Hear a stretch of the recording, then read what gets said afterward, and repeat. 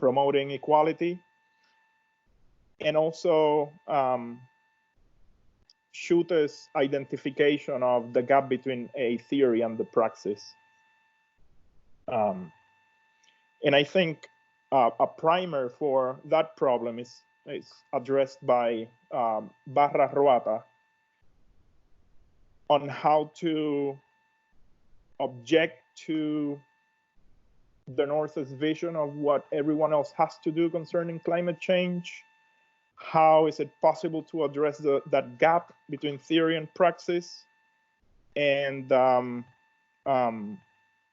out of sort of like a Dusselian rejection of the center, if that makes sense. Hopefully it does. But again, warning us against that northern or that developed notion of what's required to survive and adapt to the crisis. And that could be the basis for a new form of colonialism. Chapter 5 moves on to that dynamic between the banking system of education, which for Freire, it's one of the methods that you can colonize people. And he articulates a way to abolish that relationship. And it's through conscientization or concientização, which is the word that he uses. In 1998, Freire passed. He already wanted to work on pedagogy and ecology. His friend Moacir Gadotti undertook the project and made that pedagogical ecological turn. And along with Ángel Antunes, in 2005, they published a program by which they anchored the ethical project of pedagogy to the principles of the Earth Charter. Lots of work to be done there.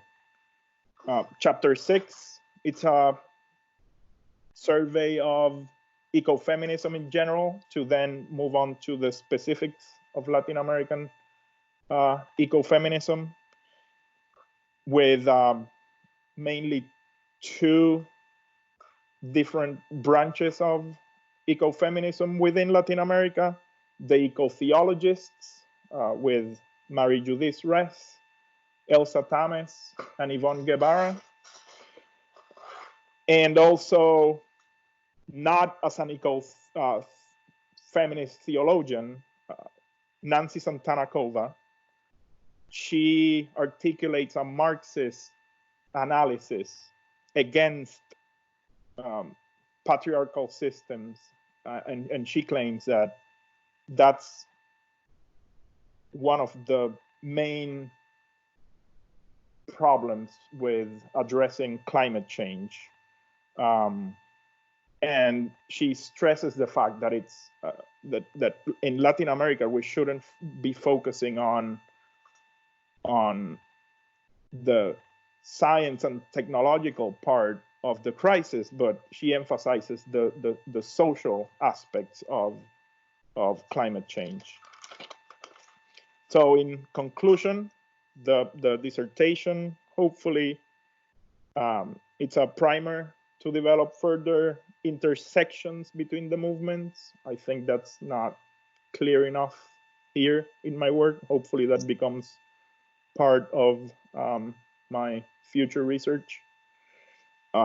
Concerning relegação and Buff's option for the poor, so there's a critique there for the poor, which is similar to Dussels, Schute's and Cerruti's objection to Dussels' notion of the other as being too essentialist or essentialist. Freire's educational methodologies, again, lots of work to be done there. How to anchor education and undergoing through, this migration with a small sample that we're having during the coronavirus. That um, interesting parallels with the climatic change crisis, which made me think a lot about my own work and how how the many similarities that I identify with what we're living through right now, and also the that gap identified by Schroeder between the theories and praxis that I should work more on. So that's, I think, what I learned from my own dissertation, my own research.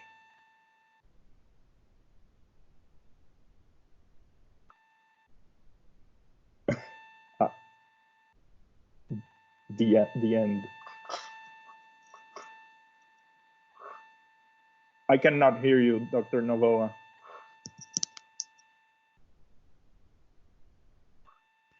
Okay.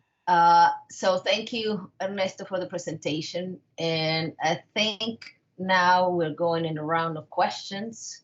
And Alex, you want to go first? I'll be happy to start. So first of all, Ernesto, let me begin by apologizing to you most abjectly for not giving your dissertation, with all of its richness and complexity, the attention it deserves. You know, I can make excuses. We've been under a lot of stress. You, the same as we, but I read it quickly when I first received it, and you know, then I spent yesterday stealing an hour here and there to go over it all again, and I've read it, but I really feel that I'm you know, I really wish that I had had more time and more effort and more intellectual, you know, space to devote to it. So I'm sorry, this is not in any way a reflection or disrespect and intent. I don't in any way intend to disrespect you. It's just the circumstances are what they are. So that said, I know. I've kept, as I was reading this and as I was listening to you, I kept thinking of a text, a number of texts actually by Lyotard, including the postmodern condition, that you don't mention at all because they're completely second. They have nothing to do with your project. But the reason I keep thinking of them is because they point to a trap that I'm not sure you've been able to escape. You talk about liberation movements as an alternative to traditional Western worldviews. Mm-hmm. But liberation, the concept of liberation, for instance, let's say, I don't know, the hypothesis of the Hegelian ideal of freedom is quintessentially a Western concept. I mean, the whole idea of the emancipatory moment and world history is a Western idea. You know, how have you been able to, occasionally in talking about, let's say, the Brazilian Synod or some of your other sources, you've talked about efforts post facto to bring indigenous discourse into, let's say, the lap of the Catholic Church or into discussions of ecology and climate change. But aren't those efforts really an afterthought? Aren't we really dealing with an eddy current within the larger flow of Western thought that has now, let's face it, for better or worse, conquered everything and coming to grips, for better or worse, again, with the consequences of its Pyrrhic victory? Mm-hmm. Let's say if I captured the trap, right? So that the concept of liberation itself, it's a Western construct, and that sort of the movements are trying to play the game and not even finding a real solution to the concept of liberation? Well, I don't know. I mean, it may be that there are solutions. I don't want to be, you know, I'm not noted for optimism, but let's suppose there are solutions. My point is that they don't come orthogonally to the plane of Western thought at all. They're you know, just as Latin America is part of the West. Let's face it, Latin America is the outcome of a colonial adventure that is Western in its initiation and may have non-Western elements as part of the syncretic, you know, evolution of Latin American thought, but is still quintessentially Western. Sure. So what you're dealing with, even if it works, is still Western. I mean, it's internal. It's an internal approach to, you see what I'm saying? Yeah, I do.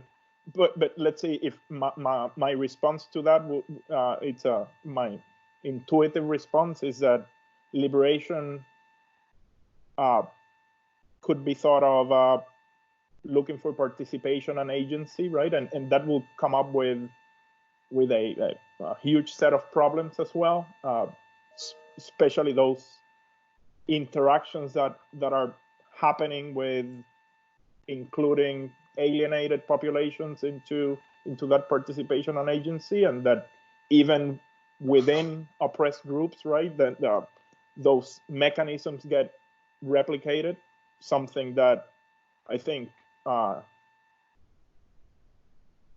Freire is very aware of that, right? The shortcomings of his own literacy problems highlights that very trap that you're mentioning. And that's how he emphasizes the notion of at least be aware, right? Conscientization. And that becomes the simple move, right? That becomes at least in part necessary, of course not sufficient, right? To just be aware. Does that make sense? It does make sense. I'm glad you mentioned Fede, because of all of your sources, he's the one who strikes me as the most promising with respect to trying to cope with this dynamic. But you know, I'm not sure. Well, I'll leave it at that. I mean, it's, you know, it's a good problem to think about anyway. Let me put it that way. And I suppose if your dissertation is an invitation to think about it, I'm happy for it. I think so. Yeah. Yeah. Thanks. You finish, Alex? Or okay, so Josh, you want to start with your questions?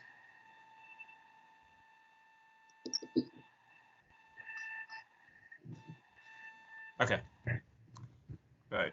So I expected that section to go on a little longer of questions, but so can I follow up on that? I was looking to piggyback on other more knowledgeable readers with regard to some of my questions. Are there several ways of responding to that question with regard to the Western dominance of the discourse of liberation? Other than that we be aware that there is this history of Western domination that includes that concept of liberation, where there's an Hegelian move to say that even any kind of opposition to the West is always already included within the Western discourse, and so doesn't constitute a true means of constituting some orthogonal, some alterity to the West, right?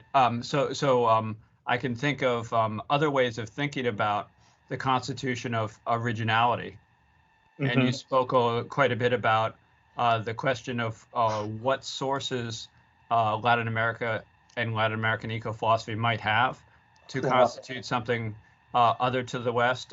Does it constitute an original philosophy? Is there a Latin American philosophy that is other? And you talked about some of the pre-Columbian possible sources of alternative philosophies.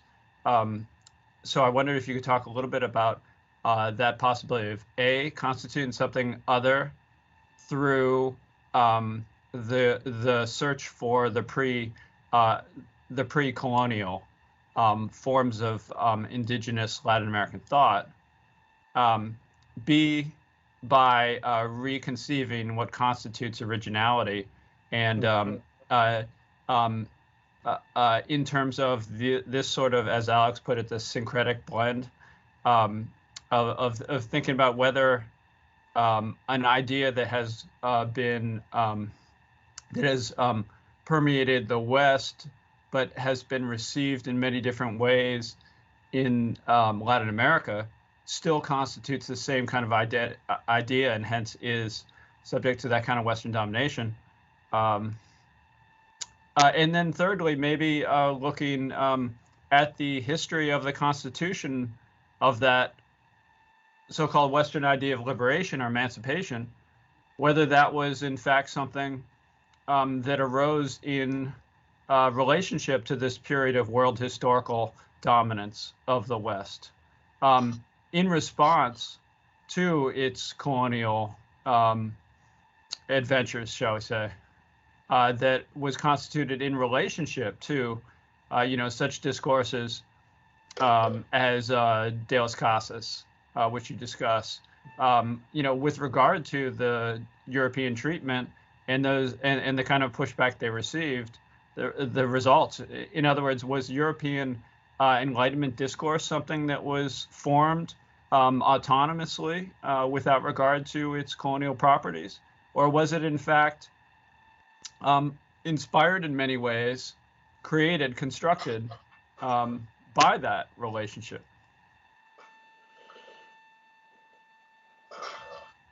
So going back to the issue of originality, I think I tried to, because that's certainly to continue Dr. Levine's question, that's certainly the second trap.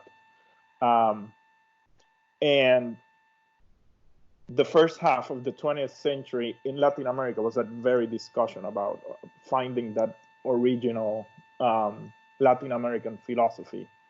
And the liberation movements abandoned that project by endorsing this pragmatic approach, right? And that becomes the philosophical grounding.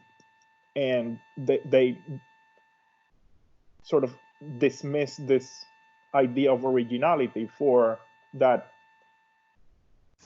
practical sense of knowing about their circumstances and trying to overcome their oppression, if that makes sense. Can you rephrase again the second part of your question? Well, the use of pre-Columbian sources is finding a philosophy that's truly a true alternative and indigenous, to something a true alternative to European thought. Right. So I think the best connection between those two, finding originality and articulating liberation, it's done by the ecological term of Leonardo Boff. That's what he wants to sort of do, along with some ecofeminists. But he's sort of like the most explicit philosopher, mentioning that sort of this holistic approach to take into account indigenous thought into the overall project of theology of liberation as being part of a whole. So I guess that'll be the closest thing that can address your question, and that's sort of like the core of the term of redigasal, of having to remix those approaches, and it will take, of course, according to Boff, a hermeneutical approach, right? To then sort of figure out how is theology of liberation moving forward with the ecological project. So you're saying there's there's a consciousness that there is a great deal of influence from the West in Western philosophy, and there has been an attempt to appropriate it for Latin American purposes, while also including indigenous voices. And the idea of discussing pre-Columbian sources is really motivated by the intention of listening for the first time to indigenous voices. And so they're constituting a different form of praxis in that sense. It's not the specific content necessarily of some particular pre-Columbian source. I think that's a fair assessment. Yes. Okay, so how does the Latin American eco philosophy that you want to set forth resist the green colonialism? Like what specifically is the concern in the substantive character of green colonialism, as you understand it, that is colonialist and hence to be resisted? I'd say that it's about the scientific and technological discourses, that's the only path, right? So prescribing certain technological and maybe even economic and political practices that are exclusive, right? That it's the way to do it.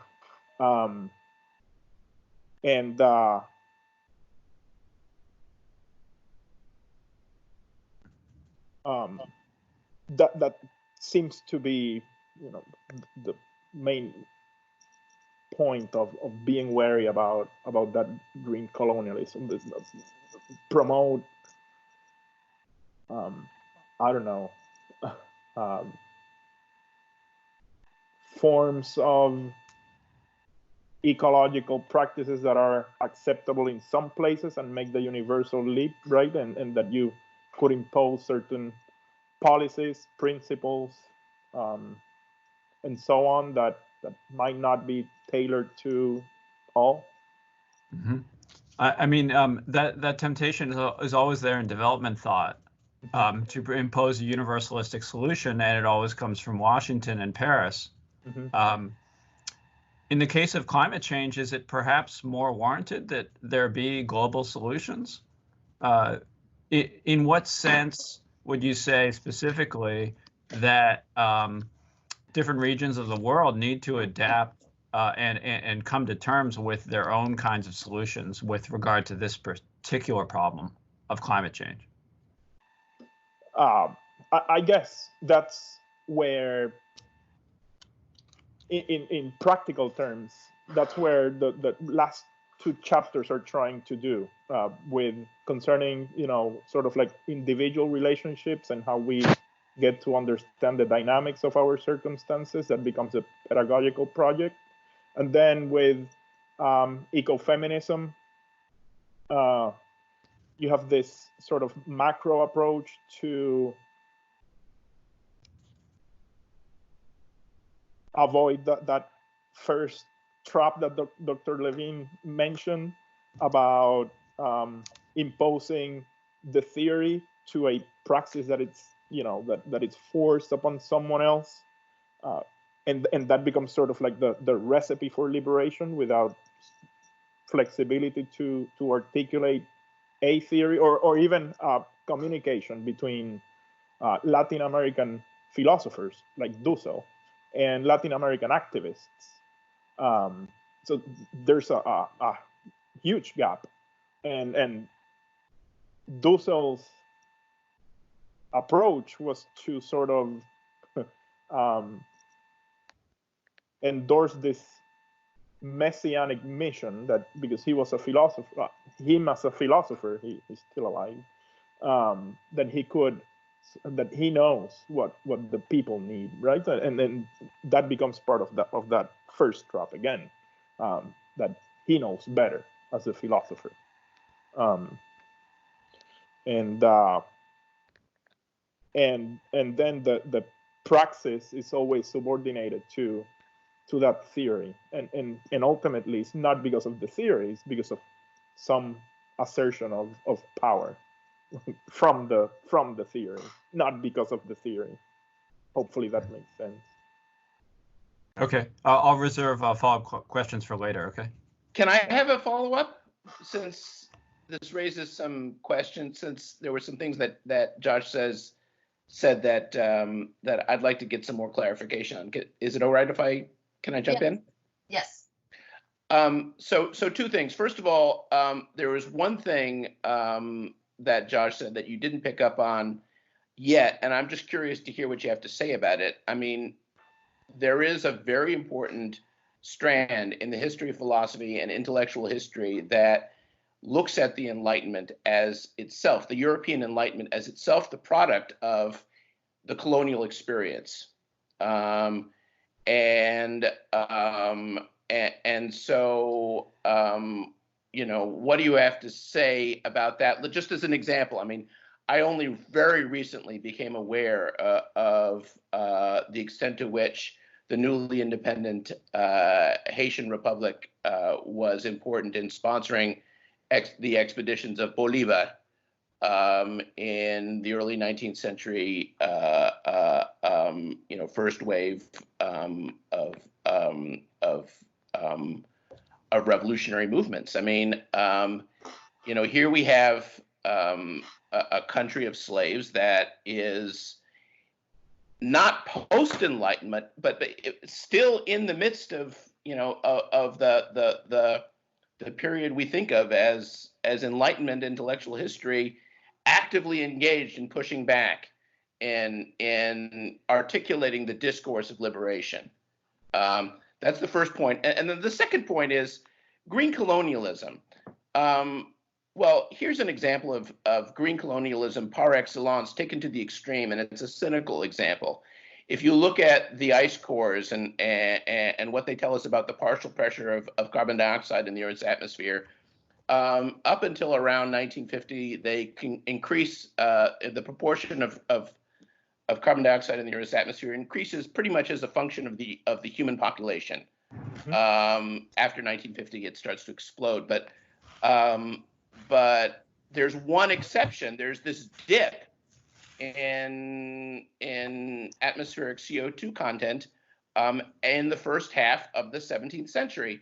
And we think we know why that is. It's because millions and millions of people died in the Western Hemisphere. And all of their agricultural activity, which was very carbon intensive, stopped. So green colonialism, there we go. I mean, you know, that's obviously not what you have in mind, right? No. So that sounds like Derek Parfit's. Yeah, exactly. Yeah.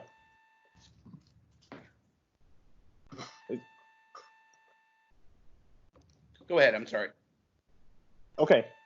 Concerning the first part with the Enlightenment, so one of my claims in the dissertation is that it's the flip side of the Enlightenment, the ugly side of the Enlightenment is the process of colonization in the Americas, right? So you have a concentration of wealth taken from the Americas to Europe, and that becomes sort of like the boom leading to the Enlightenment.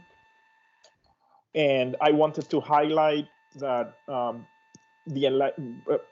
out of Latin American philosophy, that the Enlightenment is not this universal period of flourishing, right? That it depended on a lot of misery, and also Bolivar's liberation project of which it's an assertion of or a replication of what will later become the bourgeoisie, leading to neocolonialism. And concerning your second point, again, it's I didn't include Parfit's argument there, but it's certainly something that I should have looked on. Yeah. Yeah, go ahead. really wanted environmental improvement, that way we'd want the West to die out. Yeah, it seems, yeah, no, I don't know what to say about that. About the West dying? Yeah. Well, it's happening. So that was my initial comment, but not really, right?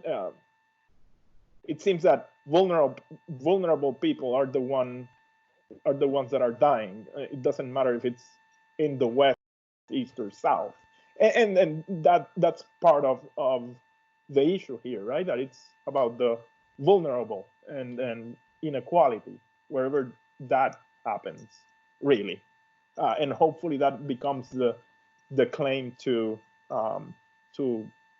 universality there. Not necessarily the originality, right? It's about it's pragmatic. Martin, you want to make your questions?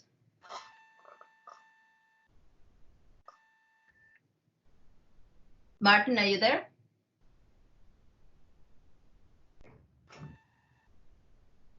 Martin, your mic?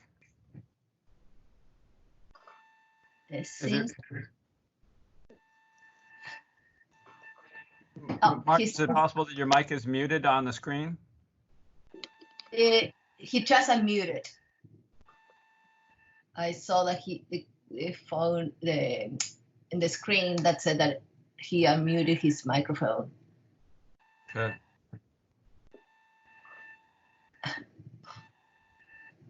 So, well, you think, well, he's connected, so must imagine that he's hearing us. So if, while we wait, Martin, maybe I can make my question so we don't waste time. My question, I mean, I want to make, mine don't have a philosophical content, but it has a historical. I figured. Content, yeah. And my first question is related with what Alex said. And I know, but I've been taking by classes that drives me nuts when philosophy teaches positions of Latin American philosophy as non-Western. So I have an issue too when you said, well, as an alternative to traditional methods. In this case, even more so because, you know, you're talking about Christianity. So we are talking not only about a particular approach, as you said, to ecology, but you're talking about a particular approach to what is essentially the main institution responsible for the Westernization of you know, big part of the world. So when you're talking about both, yes, you're right, you can have all these ideas, but he is a Christian. Yes. And he is a part of the you know, he was for a while part of the church. So I think it is a kind of a mystery to me how somebody who works, even when it's the left, you know, among Christianity and very progressive, that you can claim that that is something else, an alternative to the West. So that's my first question about that. I mean, so, how you take into context the fact that, you know, this is part of a Christian movement, and how you can, you know, say that that is not part of the West. That's the first thing. The second thing, and it's also for me a problem with philosophers, is that when they approach the indigenous, they approach that as a past thing and not in the present, and particularly the issue of agency. In that sense, really, I was surprised, honestly, that you didn't, I mean, their indigenous movements have exploded in Latin America in the last 10, 20 years in terms of how they appropriated the environmental issues, okay?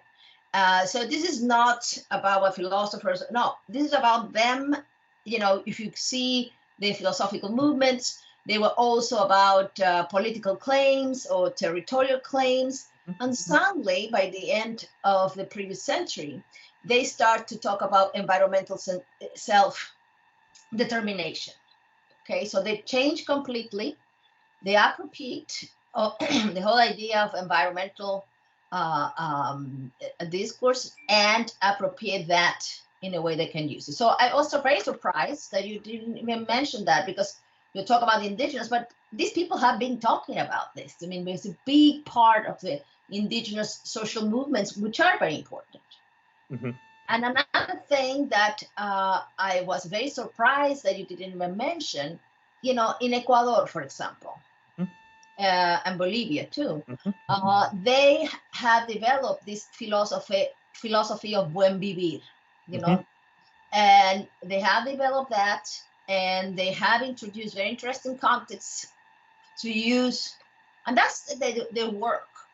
And I was puzzled about why you will not use that. I mean, that has the indigenous agency. So I understand that you're trying to do this with BOF and with theology of liberation, but why you didn't bridge that to the present when you have indigenous groups that are doing this thing? We don't need to go to BOF and the past, or, I mean, these groups are already claiming, and not only that, in the case of Ecuador, the philosophy of buen vivir has translated into concrete policies. So I would like that you explain, in the sense, if this omission was deliberate and you plan to use it in the future, or?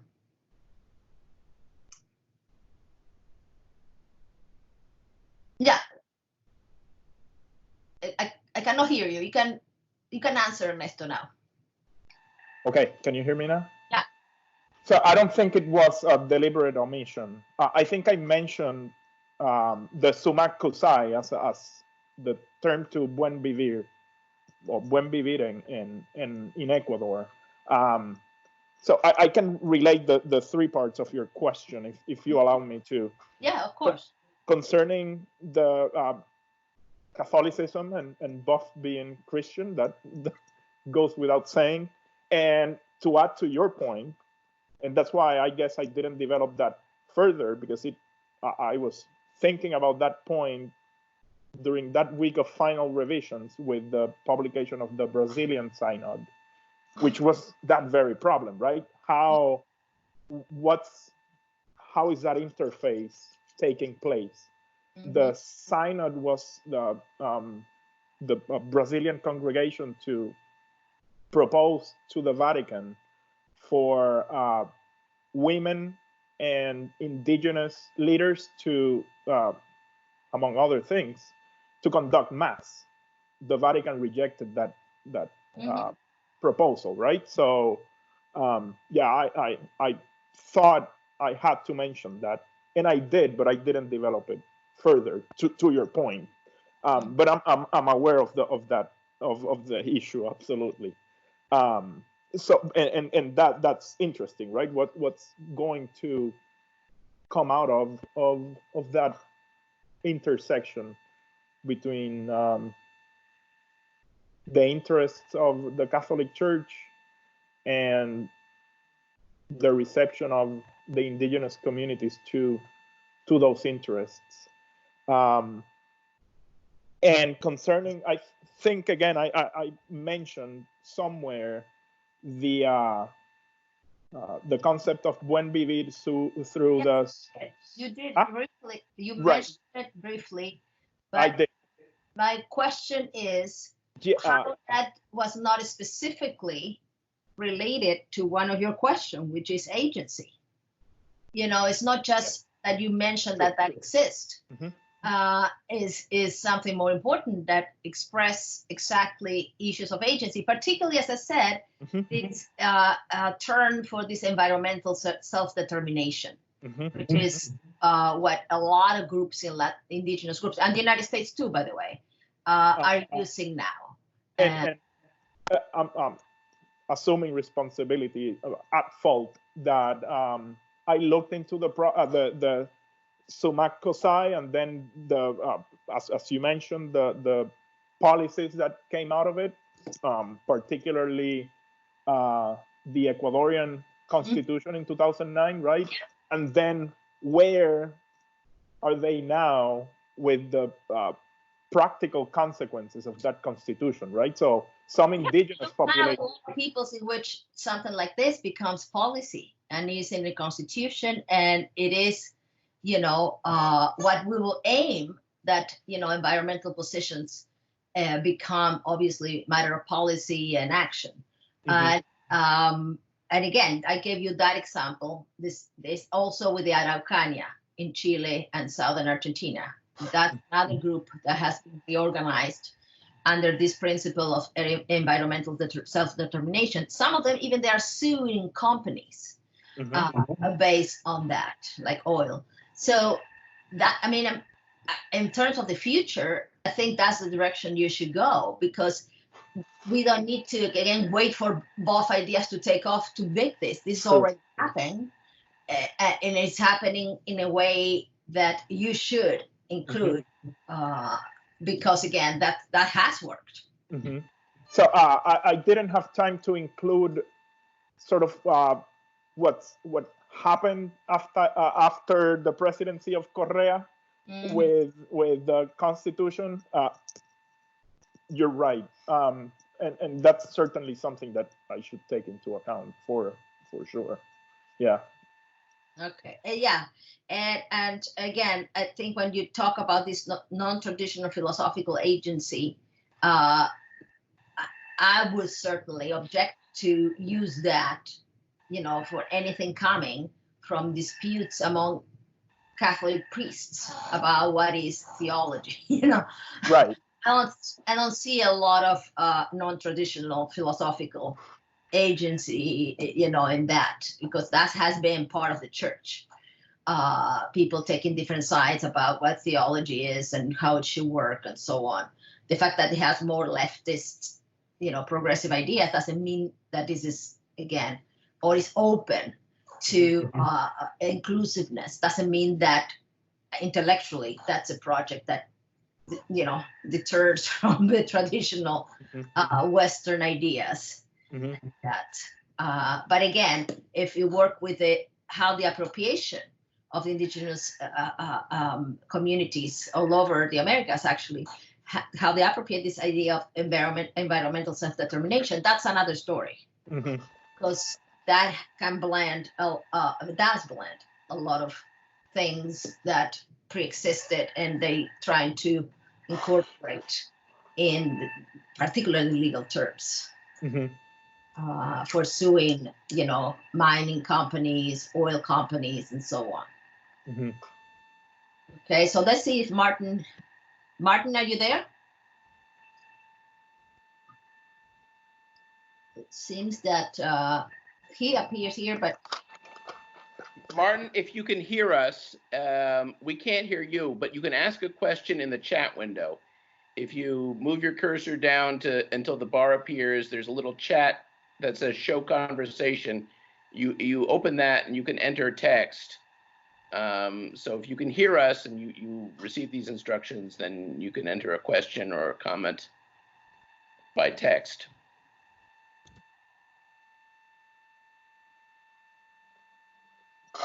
He's trying to.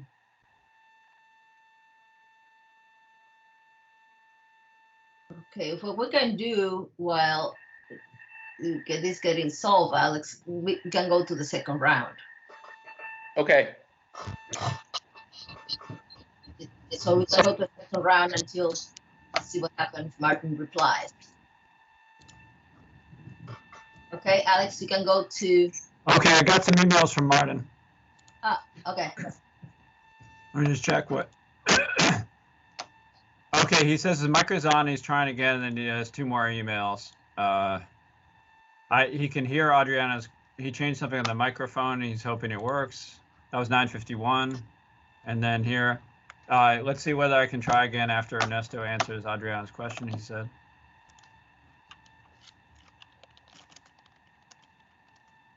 Just tell him to enter his question by text in the chat.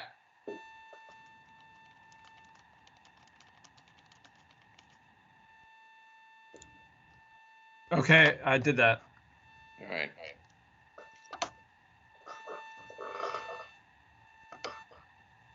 So I don't really have a second round question. I mean, all of the issues that I wanted to raise have been dealt with. I mean, Josh and Adriana both addressed aspects of the project that I don't find fatal, but problematic. And I think you've acknowledged to the best of your ability what what remains to be done. So I'm content for now. Josh? Yeah, I do have a number of other questions. First, about the teacher-student relationship, the way that the critique of the banking system of education is intended to be applied on the larger scale to the very way in which eco-philosophy should be conducted and attempts to change the environment should take place in Latin America as a model of liberation. The abolishment of that relationship, right? Of that. I'm sorry. The way that the what Freire talks about as the way in which a truly emancipatory form of education should be constructed is, I think, intended for you to be extended throughout society and to the ways in which eco-philosophy's aims would be brought into practice, and so the government would be changed this way and so forth. So could you discuss how that model of emancipation might be instituted? I think it goes back to Dr. Novoa's notion of agency, and that seems to be Freire's main point, is then rather than education being the transmission of static knowledge, that it becomes this process of agency from the student, of sort of cultivating each individual's intellectual curiosity and see where it leads, right? There are some objections to Freire's notion of education as leading to forms of epistemic relativism, but I think those are not serious or fatal objections to Freire's project. So I think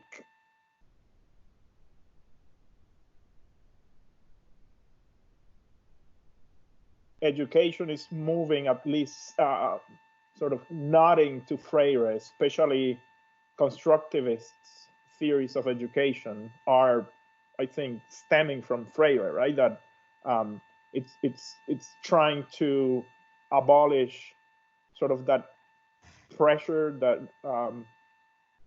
power relationship between the source of knowledge to then sort of have this authentic process, epistemic process of learning, and that ultimately against epistemic relativism, right? That people will sort of achieve this teleological, ethical goal of knowing what to do, and because they're sort of aware of their circumstances, right? And that becomes sort of like the groundwork to what they have to do, and be in constant communication with their peers, and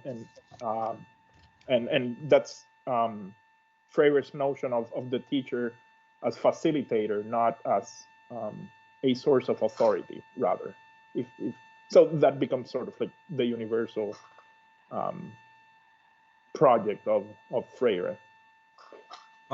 Is there a tension between the individual and the individual's liberation and that of the community in this procedure, which does seem to be highly individualistic, and also to leave open the question of what the substance of the learning would consist in, such that, you know, perhaps it leads to something that is anti-environmental. I mean, there's nothing controlling the determination of what will come out from that kind of process, where we start from the particular notion that liberation is an aim, and but also specifically, since this is environmental, that there's a particular kind of result in the environment, right? So, I mean, so true. when we have a procedural a focus, then we don't necessarily get that substantive result of, you know, the earth is clean and healthy and there's sustainability. Yeah, right. I think Martin would probably, you know, have something to say about that if he could speak. I need. So I actually have text questions from Martin now. If Okay. you want to read them, or would you rather respond to Josh first? So I think that's why Gadotti and Antunes are invoking the Earth Charter to have that common ground and avoid the problems that you're anticipating or mentioning. Okay, go ahead, Alex. Okay, I'll read Martin's questions. I think he's in the midst of articulating one of them, but I'll read what we've got so far. So he says, ironically, my question is the same concern shared by all of you, the issue of liberation and to what extent this is not original and rather a Western export. However, I'd like to differentiate already at the start. There's a philosophical concern and then there's the scholarly issue. Personally, I think that the question is only the former, not the latter. On a scholarly level, I'm happy with how this has been going, Ernesto, because to me, you're simply reporting the historically dominant traditions of what is now leading to Latin American climate philosophy. You cannot ignore the pivotal role of liberation theology, especially since Boff et al. Emphasized the affinity of this liberation theology with Marxism, and given that Boff even wrote a book called Liberation and Ecology. So you're simply reporting the facts. So we should not shoot the messenger. In sum, I'm on the scholarly level, I'm cool with this, says Martin. Philosophically, though, I have a concern because we are dealing with a paradigm shift that is happening right now. The paradigm shift has two levels. The level is a shift away from Western liberalism, which one sees, for example, in the East, in Xi Jinping's ideological goal of constructing an ecological civilization is the new end of Chinese socialism. And second is a shift from freedom to a new kind of dogmatism, if I may. In this regard, climate change is akin to the coronavirus calamity. It's science or bust. End quotation. Is it my turn? Yeah, your turn. Do I have access to that question? It's in the chat window. I don't know. That's upper left-hand corner. Yeah. There's little. If you look at. I found it. Okay.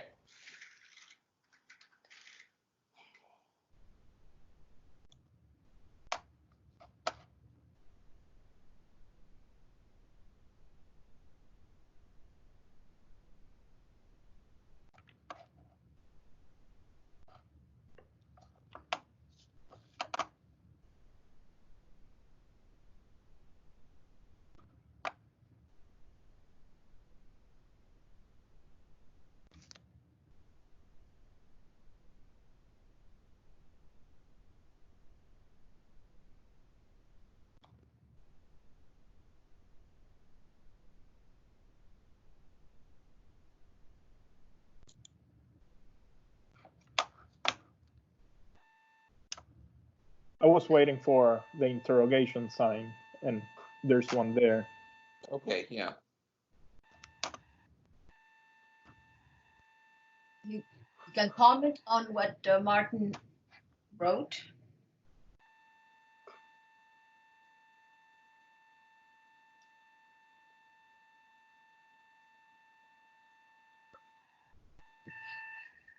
Okay. Did you see the second comment? The firm green colonialism? Mm-hmm.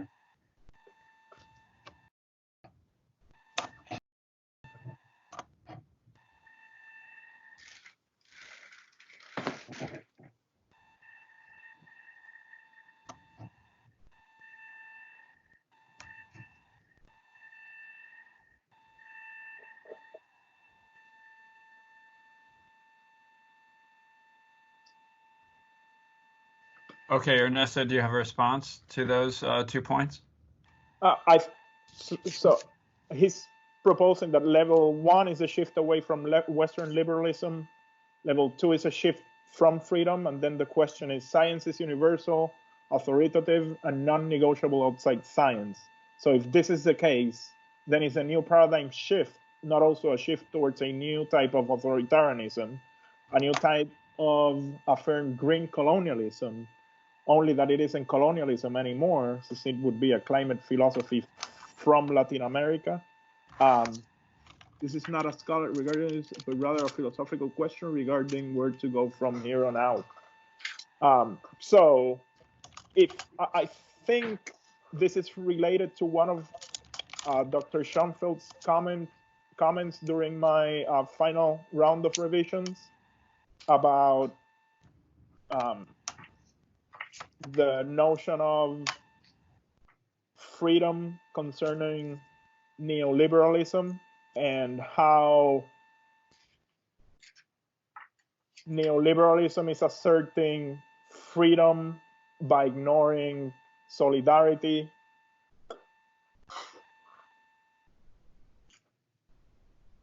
So I think the answer, if it is a new type of authoritarianism, is that that's not necessarily the case.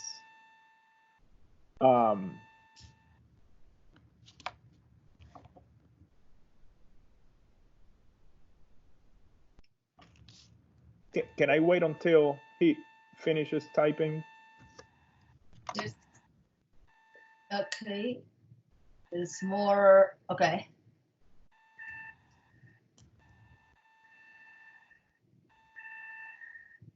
Martin, are you done with your question? I can't tell. I think this is. He's typing right now. Oh, he's typing right now? Okay. Yeah, he's mostly clarifying the previous question, and I think he's asking Ernesto's comment on the philosophical question as a whole, outside the specific dissertation.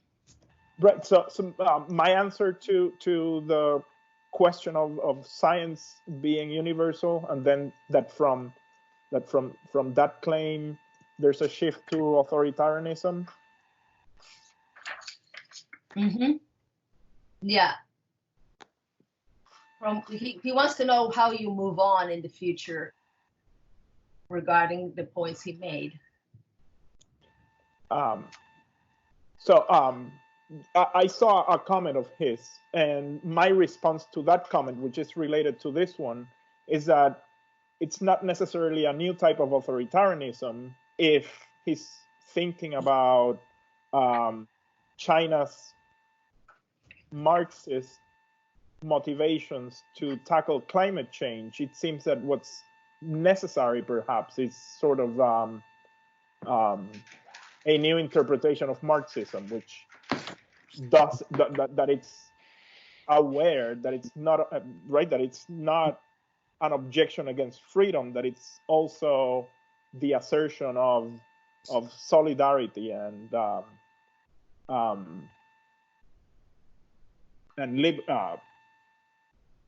it's not exclusively about freedom, that you have to give up a little bit of freedom to assert that solidarity. So that, I don't know if that's what he's asking, to be honest. Well, I don't know. I mean, he is asking you specifically about these concepts that you work with, which is liberation and liberty.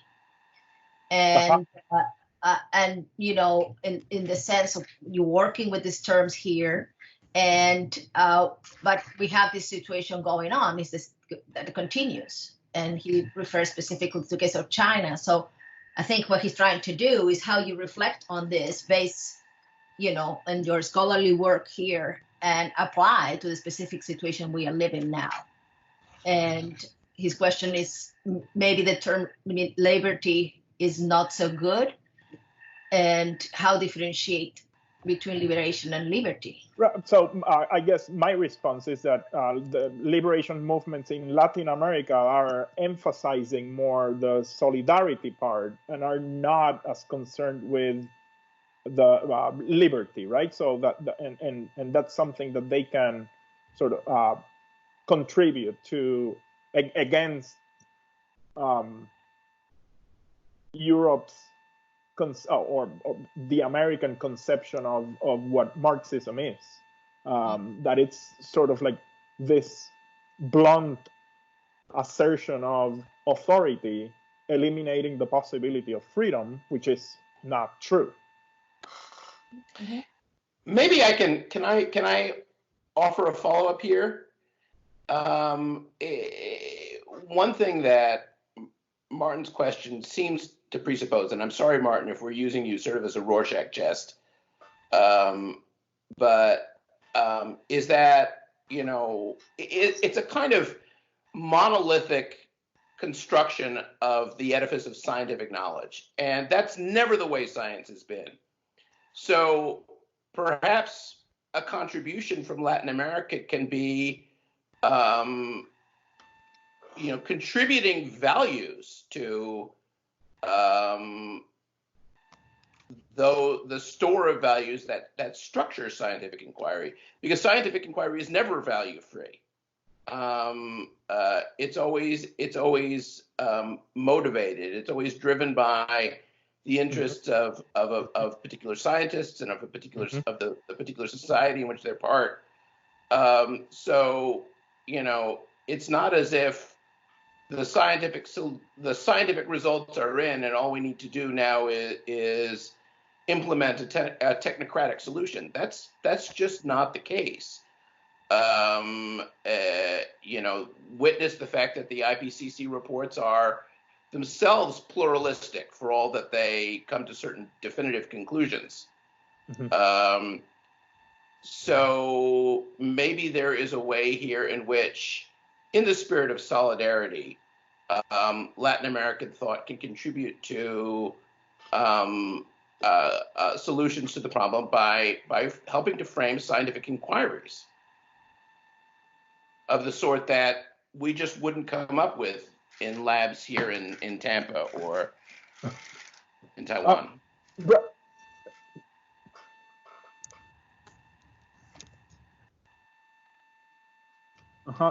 He's mentioning about the relation of science and policy.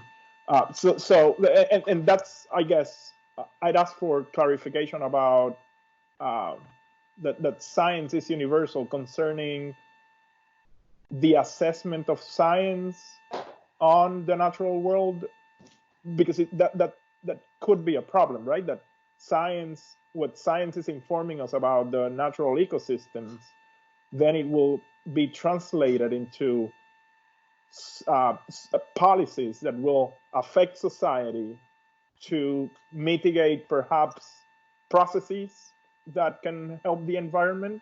But then at the same time, that seems to be ignoring a few or many social issues that can emerge from that prescription of science looking at the natural ecosystems without taking into consideration social sciences, right? And that there's a disconnection between articulating those policies, taking into account both what's going to happen to the natural system and what are the consequences, especially against the vulnerable, again, which are not able to adapt as quickly, if at all.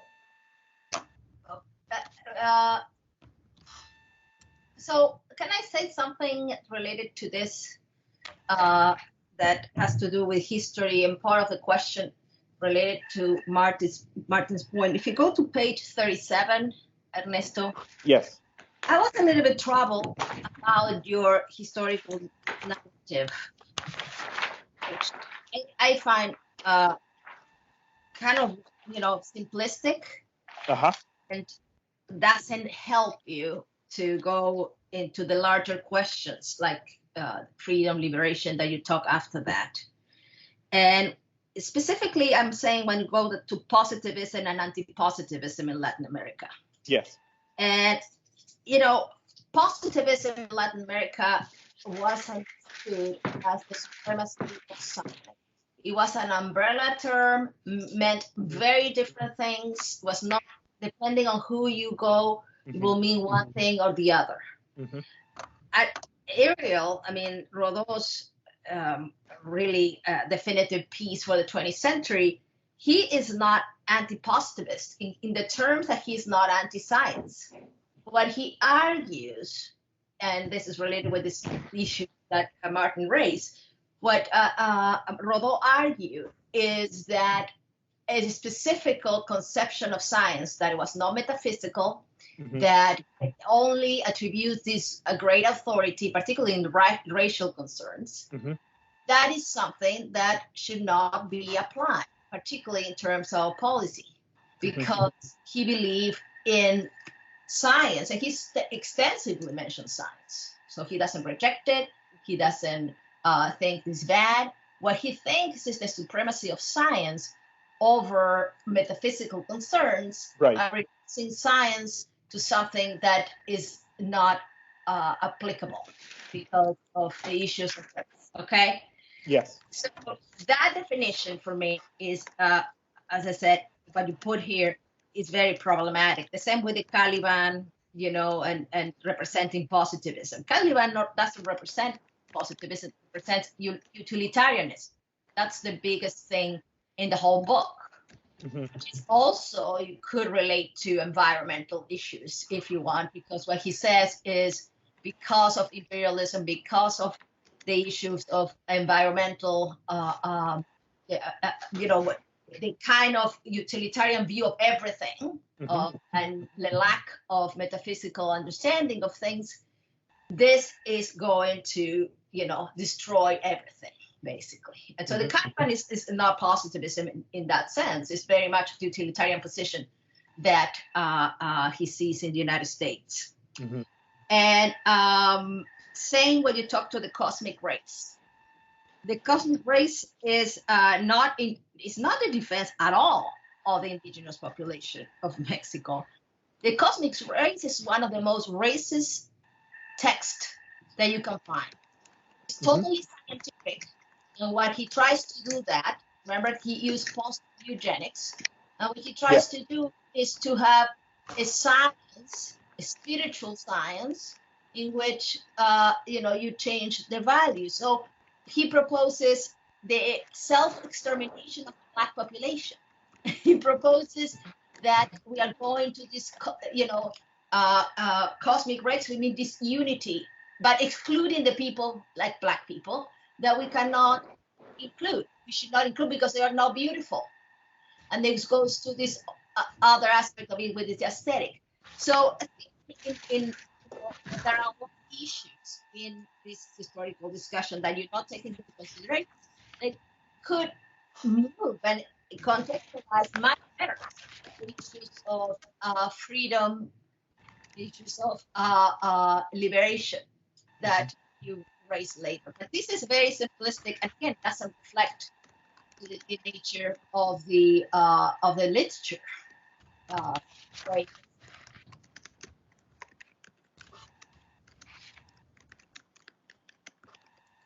So you agree with that, or? Yes, I agree. I make notes of those, and I can revise those.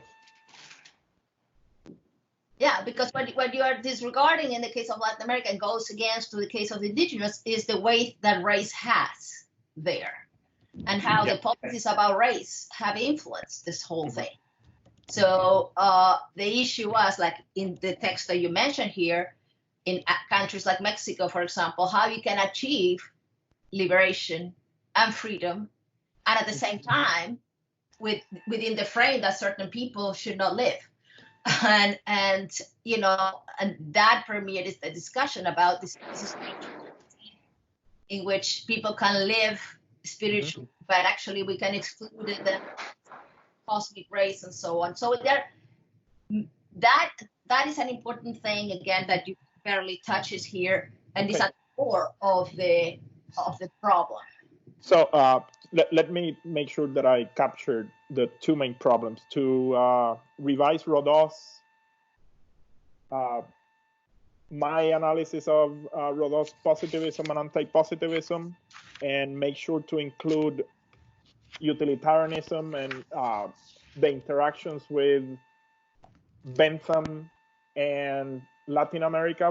Would you say that that's appropriate there? It's not necessarily Bentham, because the utilitarianism in Latin America, the roots of that is not necessarily Bentham.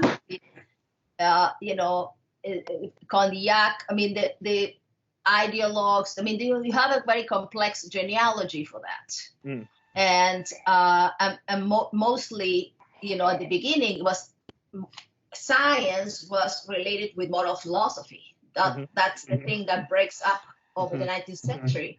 And then you find this attempt to resuscitate in the 20th century all these ideas of spiritual and so on. So what I'm saying is, again, that the historical trajectory, if you develop fully, can help you in the future to develop these connections that you want to make towards the questions about, what is the meaning of liberation in this context. Some of the issues are the same we're facing right now. So, I think the criticism that you see in Latin America about these problems of the connection with science and policy and the formation of the state, those could be, again, helpful. And specifically right now, the whole indigenous movement that are working to these ideas of ecology that, to sue governments, to sue polluters and so on. But I'm saying that is a continuity to that. And then the historical account here, for example, you go to Mariátegui page. I'm aware that it's very superficial, right? So that I was trying to articulate in that chapter is sort of like a really general survey of the emergence of the liberation movement, and I'm well aware of your criticism. Okay. But I'm saying that you could use that. Mariátegui, what he criticized in Marxism is that the prevalent view at the time, which was these stages that you need to fulfill, and if the indigenous could be revolutionary or not, and all that. Yeah. So it's a larger analysis of how, the indigenous people were truly agents of liberation from the beginning. Okay, and that's what I'm saying. That's there is more than just a moral problem for him in how Marxism could apply to the needs of those who are historically not included. So it's a different interpretation that you're going to give here. Thank you. Ernesto, to follow up on that question, I think, which was sort of asking, well, what is the purpose of this, where you maybe try to turn this into a book? I mean, what are you trying to do? Like, you have a survey. I mean, would this be a survey book in Latin American environmental philosophy? Hopefully. I'm not that far ahead, so maybe if you would indulge me and let me ask you, do you see that as a possibility? Yes, it seems to me a possibility. I mean, of course, I'm not knowledgeable about either Latin America or environmental philosophy, although I seem to be on quite a few dissertations on the subjects now. There's been 3 dissertations this year, probably with defenses in the calendar in the academic year. But okay, and let's see, I'm one of 2 people on this call, at least, who were born in Latin America, at least. Oh, really? I didn't know that. Yeah, I was born. Yeah. Yeah. But in any case, insofar as you want to make this into a book of some kind, whether it is to be a survey text, which it is fairly suited for already, and and would very much benefit, given the size of survey texts, with the added attention to those topics that Adriana has mentioned a number of times, right? By really filling those out, bringing us up much more to date on the kinds of policies that have actually been instituted. I saw about 4 pages on the Summa Case, and the way that Bolivia and Ecuador and others have tried to institute them. But so you'd really have to say a lot more specifically about what they actually did, Buen Vivir and so on. So fill out those various things, and a number of those things are interesting. You have a lot of text quoted from Laudato Si,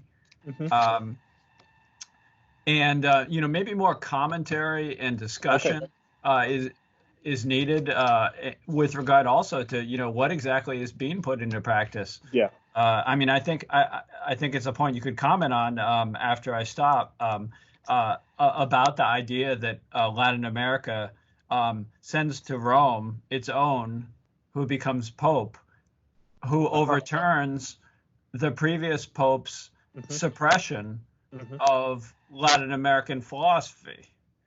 So educated by Cardinal Ratzinger, at whatever point, Professor Ratzinger, who becomes Pope, who reaffirms the Catholic Church's suppression of Galileo in 1989. He also suppresses Boff, his own student, when he, having been educated in the Western tradition, uses that tradition and its resources along with his own Latin American sense to overturn that tradition in a sense, and then educates this future Pope who then sets forth some elements of this policy, not the most radical, as a Catholic doctrine, and disseminates it to their billion followers in the world. I think that's a pretty interesting transformation. Using the resources of the West and Latin American to transform the dominant Western move. Like when Nietzsche talks about the revolt in slave morality, in which, if you want to know who won the battle between Rome and slave morality, look who is seated in Rome. Yeah. And look who is seated in Rome today. It's an Argentinian who, is influenced by this Brazilian philosopher. I think that's something interesting. It's not merely Western dominance and subjection of Latin America. It's something else. But I also was interested in and thought you needed to develop really the connection between the ontological understanding of, I don't know, what a person is, what the environment is, what nature is, what women are in relationship to nature, and so forth. But the connection to the normative. You spoke about right. the entanglement in physics. What sort of way? What kind of philosophy do you personally have with regard to the relationship between the ontological and the normative? How are they constituted? Are they always already related in some sense? Is there a naturalistic fallacy between is and ought, between what is the case and what ought to be the case? How would you rethink that? Because in transforming this into a book, whether survey or not, I want to see more what you have to say. And what you have been doing, I think, is very impressive. You have improved this so much. It has an extraordinary range of thinkers represented in their movements. But what is it that you want to say about them? How can you develop that more? I think you have a lot that you can do with that. In commentary, I appreciate the fact that you included, usually in footnotes, some of our comments about, is this justifiable? Is there any way of critiquing this? Is this the kind of essentialism? But I think you really have to do more here to make it into a book, to really say how we ought to think about Latin American philosophy, environmental philosophy, as we go forward. Like, how should we think about these issues? Each of them, as you go through them. Like exactly. Intersectionality of ecofeminism, for example. Should we think of that, women and the environment as additive questions, and ecology as additive questions, as synthetic, as something constituting something entirely new, analogously to the way that various philosophers have said that the situation of Black women is not merely something additive, but constitutes something other than Black people plus feminism, or so that it's not that we should accept a universalistic white feminism, and then just add on to it the notion of race. So similarly with ecofeminism. So those are a number of kind of questions that I'd like you to really add, and I think that would make it, much better, whether this is to be a book that is an introduction to, contemporary Latin American environmental philosophy, or it's a survey text. Thank you. And let's see, Martin has more comments. Seems like his agreement with Josh, and he mentions there might be a similar root of the Enlightenment in Latin America, especially since it was the same kind of open-minded, inquisitive priests who were involved in South America. And yeah, I mean, totally what he mentions that is true. I mean, the Jesuits were expelled in Latin America because they were considered that they were going away, kind of Boffian way, and they were getting too. The problem was with this, in the expulsion, that the church believed that they were getting too close to the indigenous people, and there were several revolts. One in what is today northern Argentina, the other one in Tupac Amaru, and they believed that the priests were the ones who were associating themselves with the politics of the indigenous people. So that again is my point, that what Josh just mentioned, when you work on Latin America, for me, and we discussed this before, what is useful in philosophy is that what you see is Latin American philosophy doesn't work from a framework of German idealism, French rationalism, or things like that. What the people who use that mix everything. So it's a complete different approach because they are not constrained by defending kind of a national thinking. So you see people, which is the mess in the interpretation of a scholar sometimes about positivism. Positivism, as I said, means so many different things depending on what you take and the author, because the people who are thinking about these issues, they are not thinking about, I need to respect this frame and I need to think from this box. What they're thinking is, okay, I will get this and that. And that's the creative part that sometimes the critics said, oh, this Latin American philosopher didn't get the thing right. And the issue is, no, he got it right, only that it didn't work that way there and had to correct it. So I think in that sense, I agree with Josh. That's what you need to show. I mean, that this example is helpful because it reflects in a different way about the issues that we are doing, the same way that Martin does with China. I mean, they're reflecting on these issues in a way that is not our way because they are not bound by tradition of high schools or anything like that. So they are open to bring things together that you will not see. And I agree then that in this specific case here, that will help you a lot to see what is the philosophical contribution of this approach. Thank you. So, yeah, Josh? I did have one more comment. It's about the universalization of solutions. And why is specifically that is problematic by looking at some of the kind of particular environmental climate issues that Latin America actually faces. One way is to think about the asymmetries of the way in which we are going to respond to climate change if we respond to it in a serious way. Like the different status of what has to be done on an individual level and on a societal level. We have been using Latin America, especially Brazil and other areas that have a lot of rainforest, to make up for what we have done in the West and are doing in the West. and in China now, um, as a carbon sink. You have to preserve your rainforests.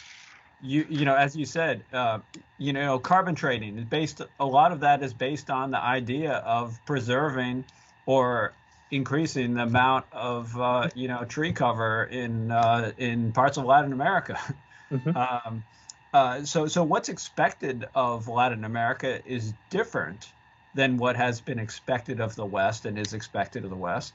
The sacrifices that Latin America makes are going to be different, I expect, in various respects. Latin America is also the sacrifices are going to be different because the quality of life, the standard of living, is very different from the West, except perhaps with regard to the upper classes in Latin America. Mm-hmm. The level of admissions is so much lower in Latin America, even though it has been gradually increasing, as you pointed out. And I'm glad you went into those details. That was excellent. That it is so different from, I don't know if it was 21 to 4 or something like that in terms of per capita contributions, but it's a big difference.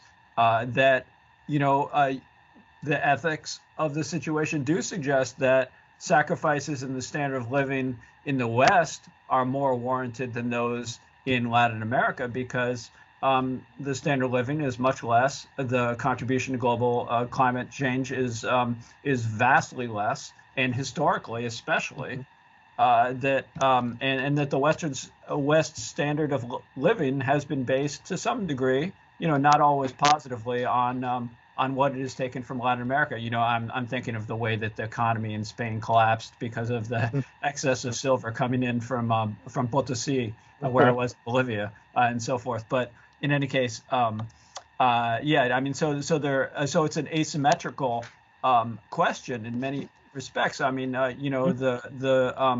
the search for oil in Ecuador and other places in Latin America and off the coast of Brazil and so forth, natural gas reserves, the question of political stability. When we talk about an authoritarian solution with regard to coronavirus, for example, authoritarian solutions are popular and appear to be necessary at a certain point. People may in Tampa want to go out tomorrow and not be allowed to do what they want. But over the long haul, you don't get popular buy-in. You get overthrows of governments. You get instability, political instability. You don't have long-term solutions.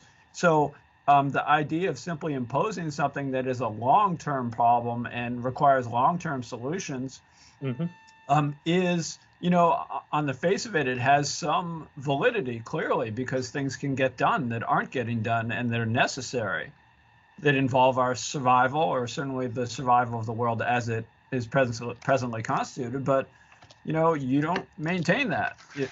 So you don't get widespread compliance. You get a lot of serious problems if you don't look at the particular ways in which the solutions need to be adopted and the way that you speak to the different interests and needs and situations of people in different regions of the world. So. Thank you. And any other question, Alex?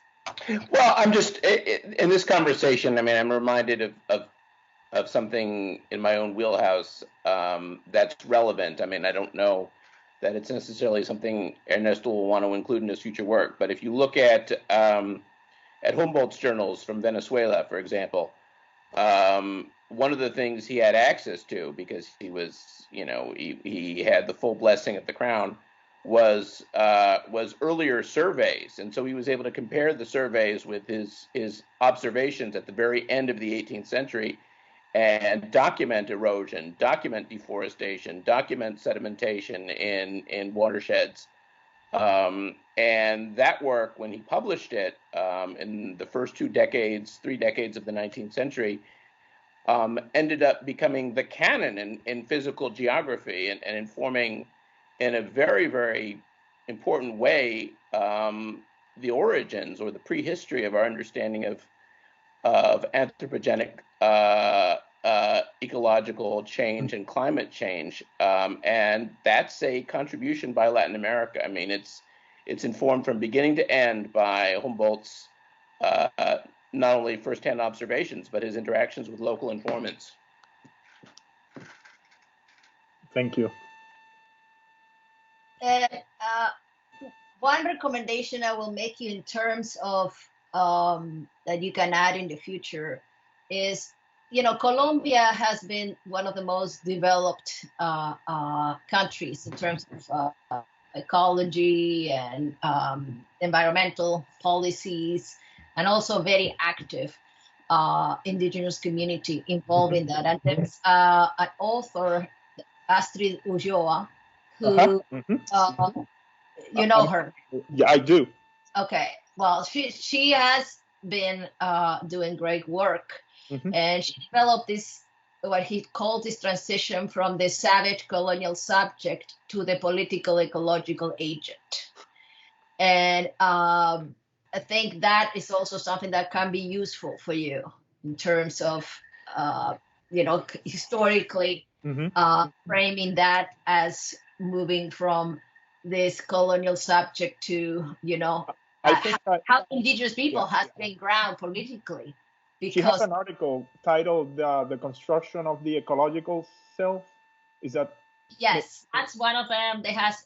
I will send you this one. Is the ecological native indigenous peoples movements and governability in Colombia.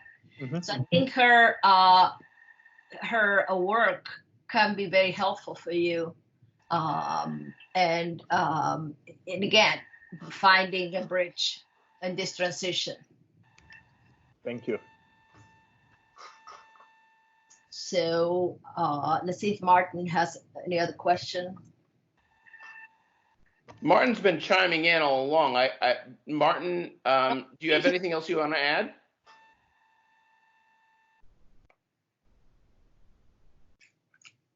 He says, nope, I'm good. Okay, so if there's no more questions, you think we should end? So before we do anything else, let me ask everyone here a question. I've been asked for a number of reasons to record these sessions of dissertation defenses. One reason is that they're supposed to be public events, and we can't do public events. So I've been asked to record them for later streaming online in public access. And second of all, because other people, some of the other chairs have been wondering how on earth we were going to be doing this, and wanted to learn from our missteps.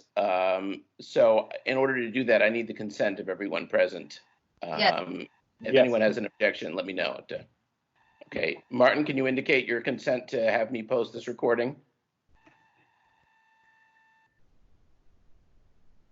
Yes, okay. So in that case, I suppose, Ernesto, you can leave the chat, and then we can invite you. Since I initiated it, I can invite you to rejoin when we're done talking. Thanks. Ernesto, are you there? I am. Dr. Hernandez. Yeah, congratulations. Congratulations. Thanks. It's really very gratifying to see how far the project has come and how far you've come. It's been a privilege working with you, even in a peripheral way. Yeah, you should be proud. I was mentioning before that years ago, remember, when you were kind of lost, and I said, well, work with Sharpel, you can do something in sustainability or ecology, and I'm happy that worked. And and as what I was saying before, Ernesto, is that you can turn this into something, very a good contribution to your field. And there are many things that can help you with that in the future, many sources, many people that you can incorporate in this frame and turn this into, a very valuable project, because there's, in the United States, there are not as many people working on sustainability or, environmental issues in philosophy of Latin America. And that is needed. And so I hope that you take this seriously enough Me too. to do that. I will. And When is Dr. Schoenfeld coming back? Do we know? I think at this point, Martin, forgive me if I speak for you, but I think not only does he have to worry about his cranial injury, but the coronavirus is all sorts of travel shut down. So Right. Yeah, Ernesto, I want to congratulate you on having come an immense distance in a short amount of time under the gun and comprehending just a vast range of sources and producing something which, if it continues like this, if you continue to provide, somewhat more comprehensive analyses of each type of philosophy in each chapter, you can produce this as a book. I think you can look forward to publishing this as a book in several years if you follow those things. And one of the main things that we really wanted to focus on was just that the philosophy that you bring to it, your critical stance and your creative, constructive stance of what kind of environmental philosophy for Latin America we ought to hold. Will be really the critical aspect that takes what at times especially for a while, was a summary of a number of different Latin American philosophies and turns it into your book on Latin American philosophy. So bring your voice to every one of those discussions and really have a final chapter that at the very least is going into how we ought to think about each of these movements, how we ought to move forward, how we cross that theory practice divide, and so forth. Thank you. But one of the criteria for a successful dissertation is that it makes a novel contribution to scholarship, and often we sort of wave our hands at that criterion. But in this case, I think you've done it. You really have, and thank you. You're to be congratulated for having done so. Thanks. Ernesto, I just sent I saw it. The PDF. That I think you will find very interesting, and it's kind of a compilation of her ideas. So I think her work could make a very good match what you propose here. And as I was saying when I was talking to the committee, there are many authors that I can recommend that are working on this in Latin America. And another thing that it will be helpful that you emphasize when you in this project is that another of the characteristics of Latin American philosophy is that it was always associated with praxis. So they were always associated with doing concrete things. And in terms of many works are not known here because they are not academic enough in the sense of they don't engage in the speculative discussion much. It's just very based on policy and discussions on what to do. But these people are particularly important for your project. And she's one of them. So I think if you get these authors, you can bring something very new to that we need in the field of Latin American philosophy, which is all these concerns about globalization and environmental problems and so on. Thank you. Okay, now we all need to sign the two forms that are on on our email from Darlene. Okay, so we'll go to... So those were March 26th at 10:32 a.m. and 10:57 a.m. She sent them. Okay. There's a successful defense form and a ETD form. That's right. And then Ernesto, you need to send there's also two 2 other pages that you need to send that I believe Darlene has already forwarded to you. Mm-hmm. And so did you we'll do the handle the plagiarism paperwork. check too? That plagiarism check, someone has to do that. Someone has to do that. I think that's probably you because he's taking the dissertation hours with you. That's right. He has to do it. Okay, so then you, Josh, you need to create an assignment on the Canvas dissertation hours page, and he needs to upload the dissertation, and you need to enable the turn it in module for that assignment. I think Martin has access to that. Martin's done it? Okay. Yeah. Okay, I just finished with the signing. So that's done on my side. Yeah.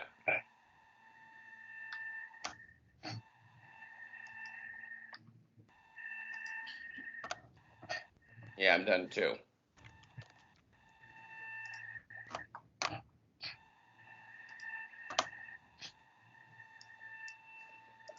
Okay, so we just need Martin.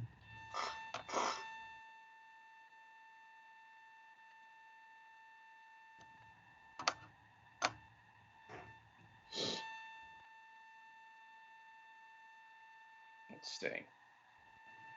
He says he's accessing the documents now. Okay. All right. Well, we can handle the rest of this offline, I think. Okay. Ernesto, stay in touch. Thank you. Yeah. You're our neighbor after all. Okay, And, will do. And keep us apprised of your progress. Whenever there's anything you do that I can brag about, don't hesitate to let me know, and I'll put it on the website so that we can all know about the Hernandez approach to Latin American eco-philosophy and its contributions to saving the world. So Thank you. Stay with me, Ernesto. Let me know if you need any help. Will And do. it's a pleasure to see your development over almost 10 years. Thank you. More than And keep in touch Yeah. in case you do turn out to need any references if you go anywhere else. Thank yeah, please. you. Thanks. Congratulations. Thank you, everybody. Thank you. Congratulations. Bye-bye, everybody. Bye. Bye.